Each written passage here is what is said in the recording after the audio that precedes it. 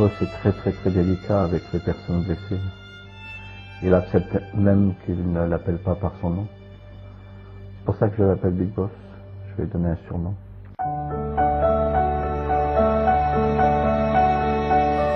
Pour certaines personnes, des conversions magiques où ils passent dans une machine à laver, ils arrivent tout propres du jour au lendemain. Mais pour moi, ce n'a pas été une conversion magique. J'ai rencontré le Big Boss à travers les êtres humains et j'ai eu le désir de changer ma vie. Moi, je sais que ma vie sans Dieu autrefois, sans le Big Boss, c'était comme un repas où il y avait beaucoup de vinaigre. Et aujourd'hui, ma vie, c'est comme une pâtisserie.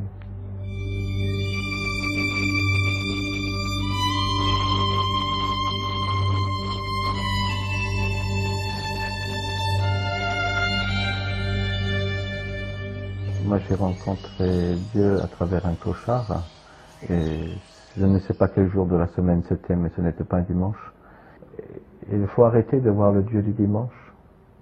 C'est le Dieu de tous les jours. Et le Dieu de tous les jours, il aime ta compétence.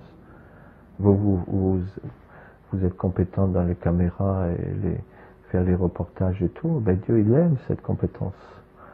Et il a besoin de cette compétence.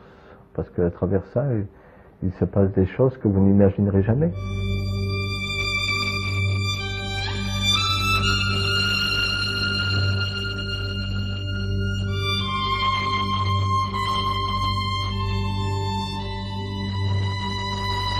Dieu n'est pas au-dessus, Dieu il est à côté d'eux. Et c'est pour ça que les gens intellectualisent Dieu. Ils le cherchent très loin. Et en fin de compte, Dieu il est dans ta vie. Si toi tu es heureux, Dieu est heureux. Si tu es malheureux, Dieu est malheureux. Puisque c'est un père. Tu ne vois jamais un père heureux si son fils est malheureux.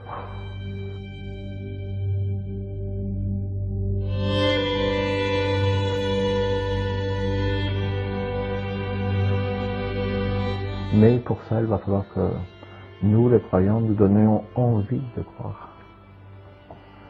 Et pas une foi qui fait peur, mais une foi qui fait du bien, une foi qui caresse. Dieu, il ressemble au père de l'enfant prodigue de Rembrandt. Rembrandt, il ne fait pas ça. Le peintre, il n'a pas fait un père qui met une main sur la tête de son fils. Il a fait une main de femme et une main d'homme, et il tient. Et j'ai dit, être croyant du 3e millénaire, ça va être, si on veut que la foi, elle existe, ça va être ça. Je pense que si tu te nourris vraiment de Dieu, Dieu te renvoie à aimer.